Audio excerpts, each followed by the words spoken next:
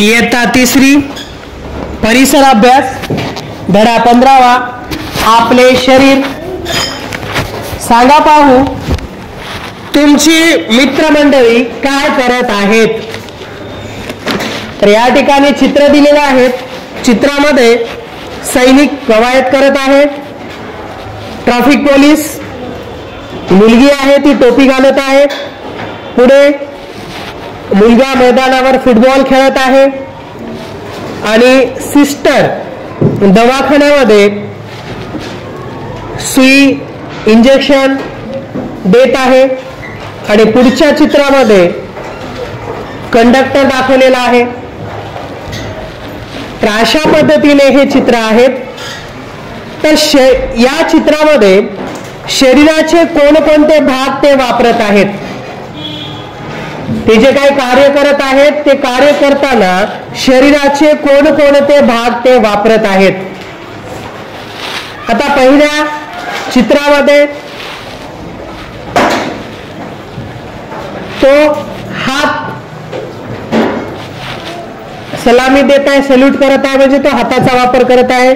पुढच्या चित्रामध्ये सुद्धा ट्रॅफिक पोलीस तो दिशा दाखवत आहे, हाताचाच वापर करत आहे।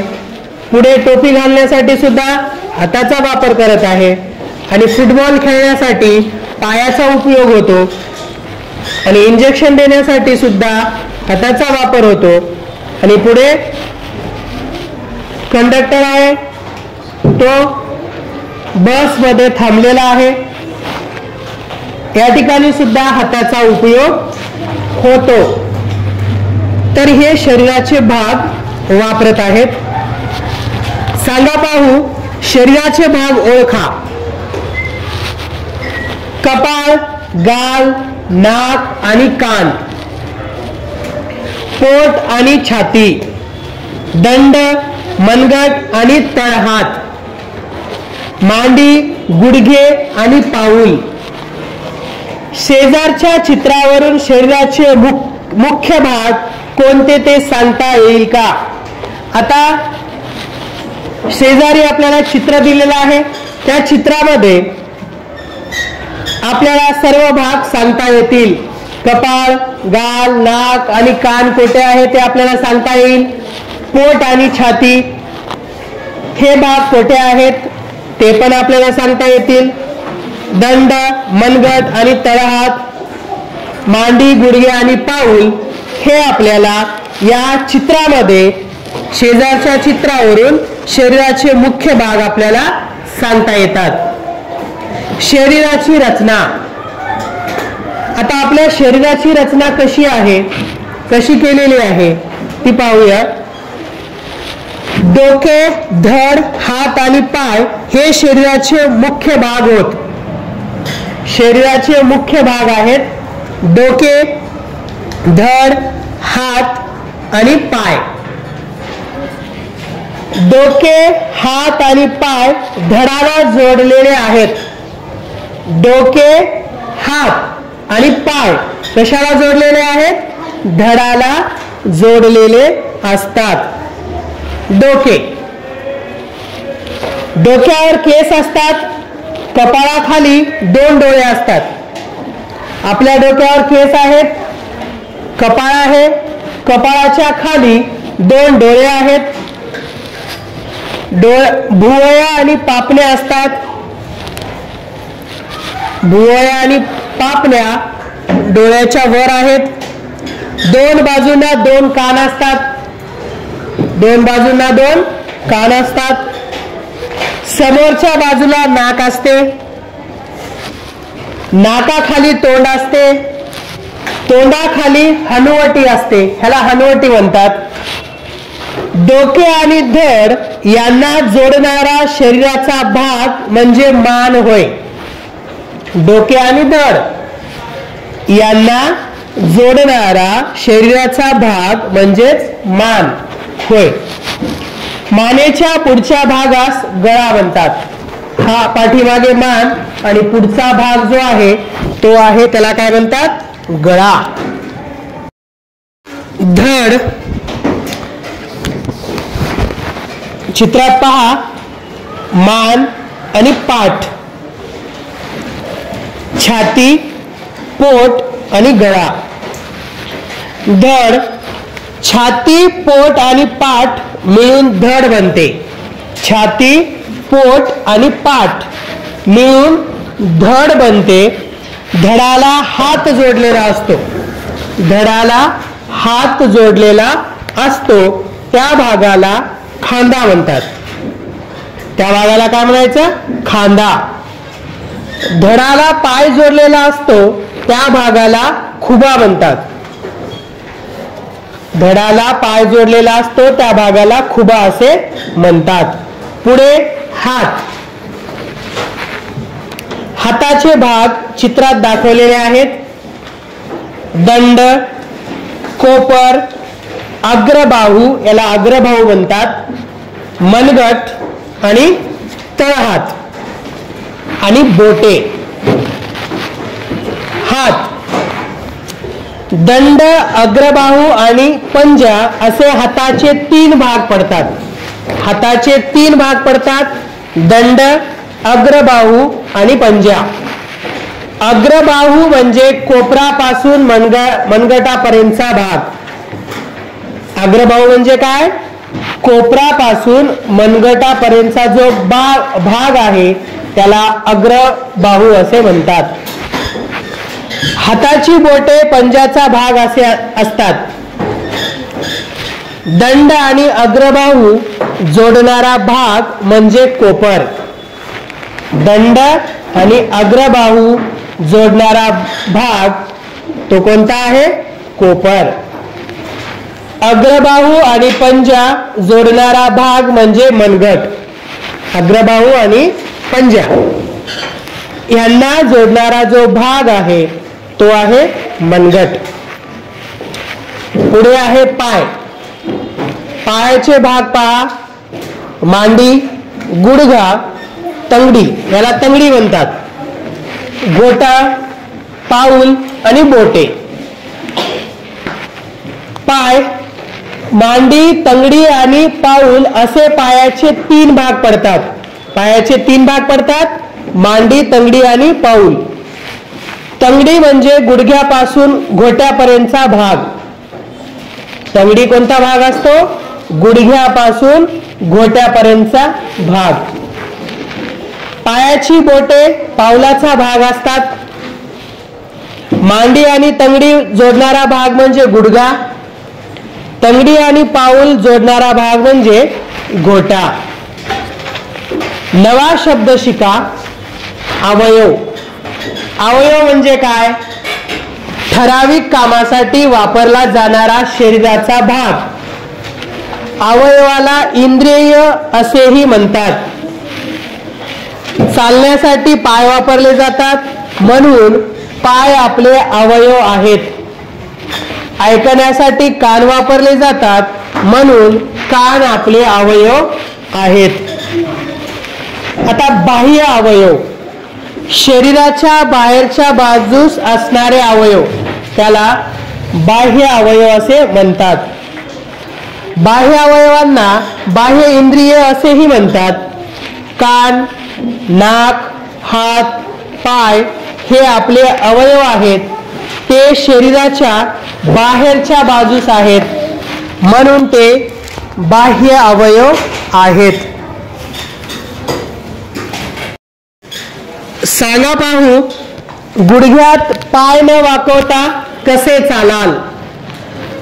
गुडघ्यात पाय न वाकवता आपल्याला चालता येत नाही.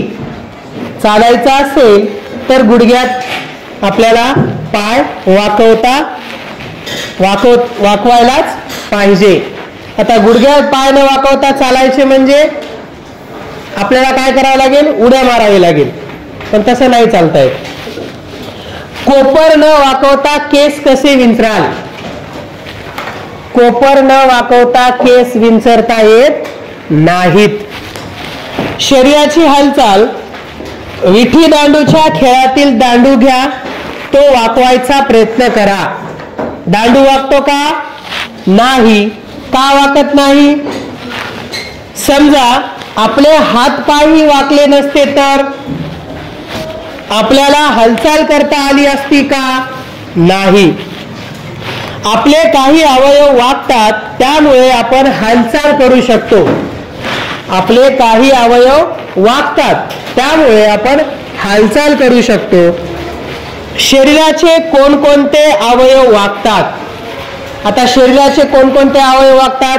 त्यामध्ये कोपर, गुडघा, मान या बाजूला ह्या बाजूला होते म्हणजे वागते, बोटे, हाताचे बोटे, पायांची बोटे, त्याच्यानंतर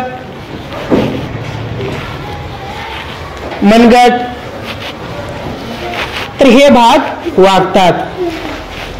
आणखीन कोणते भाग वागतात ते सांगा. करून पहा. आरशासमोर उभे राहा आणि चित्रात दाखवल्याप्रमाणे मानेची हालचाल करून पहा. आरशासमोर उभे राहा आणि चित्रात दाखवल्याप्रमाणे मानेची हालचाल करा. मान पुढे झुकते, मागे वाकते, डावीकडे वळते, उजवीकडे सुद्धा वळते, डावीकडे वाकते आणि उजवीकडे वाकते. हात, खांदा, कोपर आणि मनगट या ठिकाणी हात वाकू शकतो. खांदा येथे हात वाकते, कोपर आणि मनगट या ठिकाणी हात वाकू शकतो. हातांची बोटेही वाकू शकतात. हातांची बोटे सुद्धा वाकू शकतात.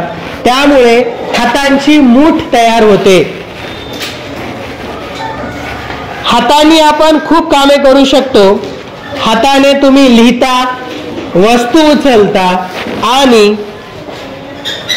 आई लाडू वळते, छोटे बाळ खुळखुळा पकडते, तर ह्या सर्व गोष्टी आपण हाताने करू शकतो. कंबर, धड फक्त कमरेपाशी वाकू शकते.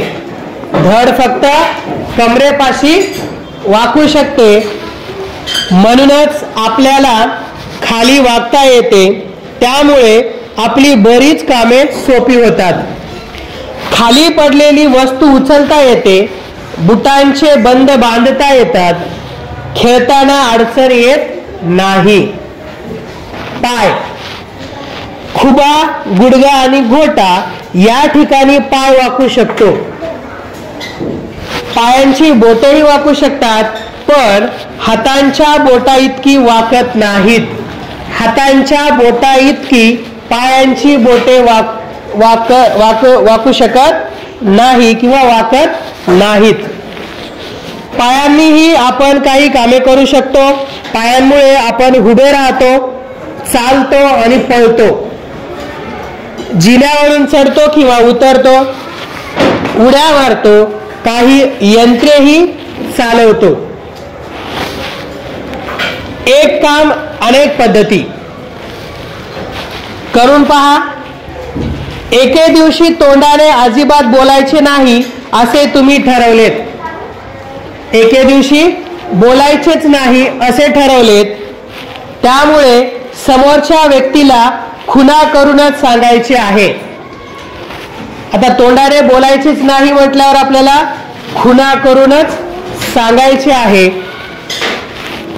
तुम्हाला विचारले जाऊ की थांबू, खुणा करून सांगा थांबा. तुम्हाला विचारले भाजी कशी झाली आहे, तर तुम्हाला खुणा करून सांगायचे आहे भाजी मस्त झाली आहे. तर आपण हाताने असं मस्त करून सांगू शकतो. तुम्हाला सांगितले मांजर आजारी आहे, खुणा करून विचारा त्याला काय झाले आहे. त्याला काय झाले आहे खुणा करून विचारा. तुम्हाला विचारले हवा कशी आहे, खुणा करून सांगा थंडी वाजत आहे. आता थंडी वाजत आहे आपल्याला खुणा करून सांगता येते. चित्रामध्ये पहा. थांबासाठी, भाजी मस्त झाली आहे साठी, त्याला काय झाले आहे साठी आणि थंडी वाजत आहे, ह्या सर्व क्रिया येथे करून दाखवलेल्या आहेत. चित्रात पहा. आपण एकमेकांशी नेहमी तोंडाने बोलतो. हा खुणांचा खेळ खेळताना बोलण्याऐवजी शरीराचे कोणकोणते अवयव तुम्ही वापरलेत? आता या ठिकाणी शरीराचे आपण हात वापरलेत, बोटे वापरलेत, तोंड वापरले, त्याच्यानंतर डोळे, तोंड न बोलता आपण वापरलेले आहेत. तर हे अवयव आपण वापरलेत. काय करावे बरे? उंच फळीवरील लाडवांचा डब्बा काढायचा आहे, हात तर पोचत नाहीत. तर अशा वेळेस आपण काय करतो? टेबल घेतो, त्या टेबलवर उभं राहतो आणि तो लाडूचा जो काही डब्बा आहे तो काढतो. कोणतेही काम करण्यासाठी वेगवेगळ्या पद्धतींची निवड करता येते. नेहमीच्या पद्धतीने काम होत नसेल तर कधी इतरांची मदत घेता येते. आता एखादं काम आपल्याला जमत नसेल तर आपण काय करतो? इतरांची मदत घेतो. कधी विशेष साधने वापरता येतात. एखादे काम करत असताना कोणाला अडचण येऊ शकते, तेव्हा शक्य ती मदत आपण जरूर करावी. एखाद्याला कामामध्ये अडचण येत असेल तर आपण त्याला मदत केली पाहिजे. जरा डोके चालवा. ताईच्या कडेवर बसल्यामुळे बाळाचे कोणते काम झाले? चित्रात पहा. तो ताईच्या कडेवर बसल्यामुळे त्याचे कोणते काम सोपे झाले? त्याला बाहेरचे दृश्य, ताईच्या कडेवर बसल्यामुळं तो बाहेरचे दृश्य पाहू शकला. माझ्यासारखे दुसरे कोणीही नाही. जगामध्ये खूप खूप लोक आहेत, पण सगळ्यांना अवयव मात्र तेच आहेत.